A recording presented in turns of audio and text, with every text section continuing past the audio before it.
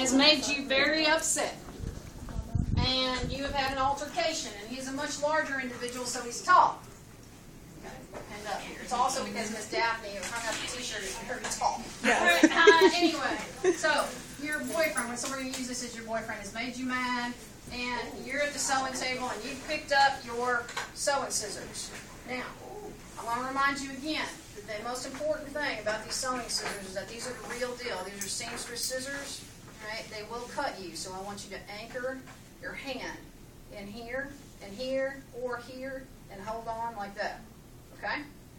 When you do that, I want you to come back and forth in a full stabbing motion 10, 15 times, because he's really made you mad.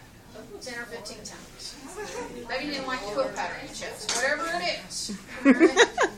And you want to make sure that you've done back and forth, back and forth, and back and forth. Now, the other thing that's important to remember, because you're going to try and create some cast off here. All right.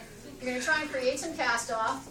Don't worry about where it goes. This room, don't worry about where it goes. Don't look around the room too hard and you'll find blood everywhere in here. All right? Don't worry about it. But what you want to do is you want to make the best blood pattern impression that you can. Do not let go of the upper part of the scissors. All right? These scissors, if you slide down here, you'll slice your hand open. That's why you're wearing double pairs of gloves. You understand? Okay. Do not worry about the door. The door has been hit many times before. Hundreds. Okay? Many times before. What you're shooting for is there is a blood packet right here, and there is a blood packet right here. It's under the green tape. They use the tape to hold the top of the packet. All right? Right here and right here. Okay, well, I don't know about angry girlfriends, but, you know, just it's the quilt didn't work out right. Okay, I want to make sure I see your hands. Checking and double checking. Okay, that's good. All right, and use some force there. Don't be afraid to get in. Lower. I know it's hard. Stabbing somebody's hard, isn't it? Lower, lower, below the green tape. Get closer, lower.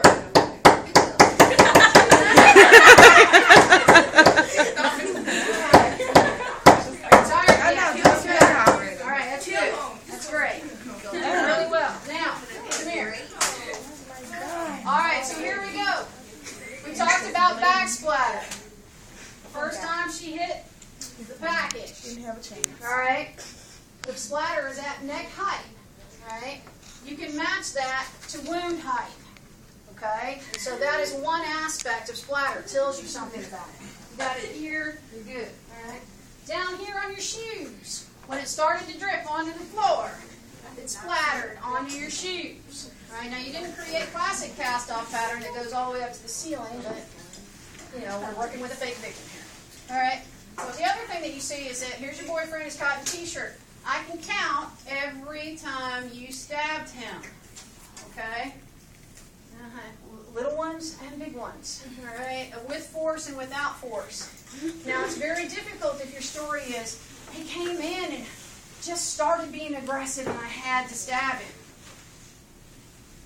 Once, maybe twice, probably not like 22 times. All right? And so your story gets a little messed up, all right, when people start looking at the evidence.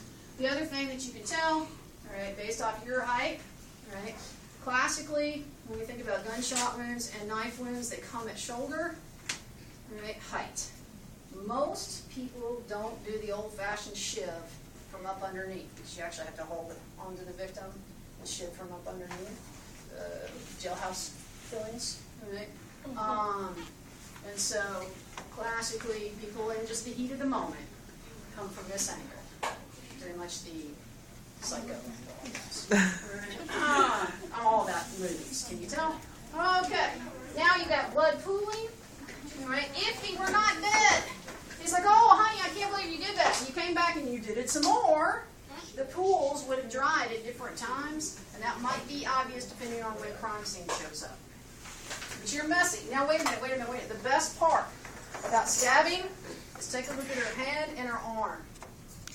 Almost always the suspect perpetrator, all right, will have blood on their hands and their arms. And if they don't, in this case, anchor, and they use an actual knife, right, their hand will slide, and they will potentially have wounds on their own hand because blood will get it really slippery.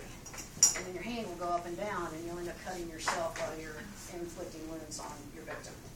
Okay? You may de-suit. Nice job. Somebody help me get out of this.